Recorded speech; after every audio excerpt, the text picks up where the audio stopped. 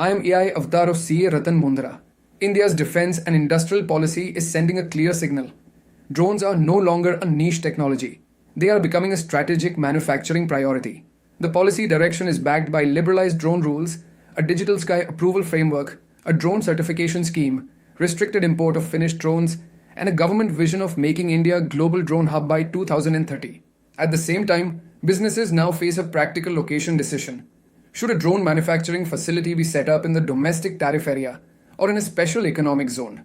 Today, the regulatory and policy environment in India is broadly supportive of local drone manufacturing. The key position is this: India has liberalized drone regulation through the drone rules. 2021 operational filings are routed through the digital sky ecosystem. A certification framework exists for drones.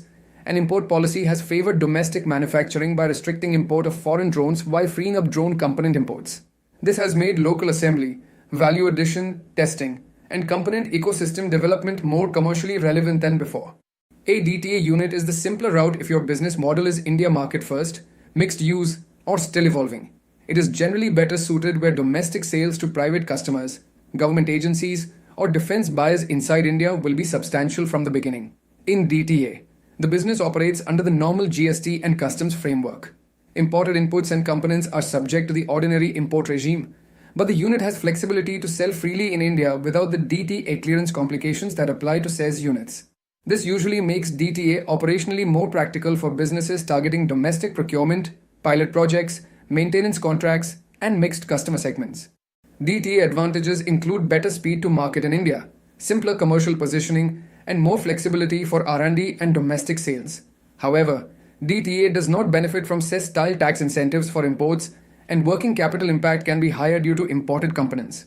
A manufacturing unit in SEZ can still be very attractive, but only when the business model is aligned to exports, global supply chains, or large imported input content.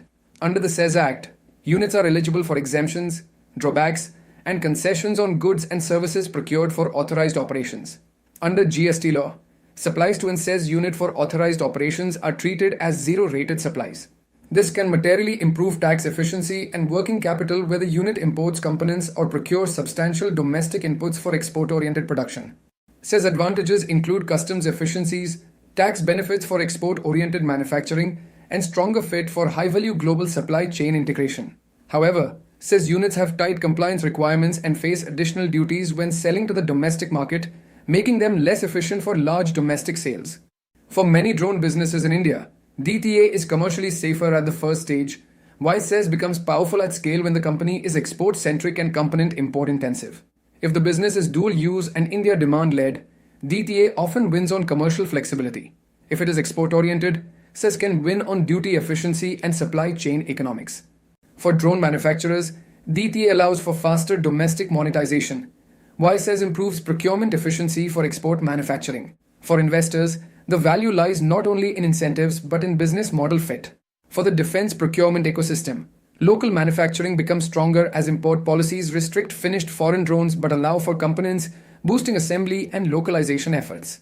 Before finalizing DTA versus SEZ, be cautious about 4 key oversights.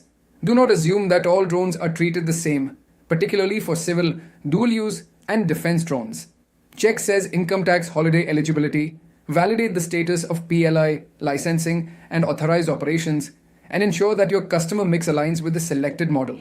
Strategically, if your focus is primarily India, start with DTA. If export-driven, evaluate SEZ seriously or use a phased approach to leverage both. Moonsys and Management Consultants LLP, a trusted partner for SEZ and IFSC excellence. A pioneer in establishing SEZ and IFSC units within GIFT City and India, delivering end-to-end IFSC setup.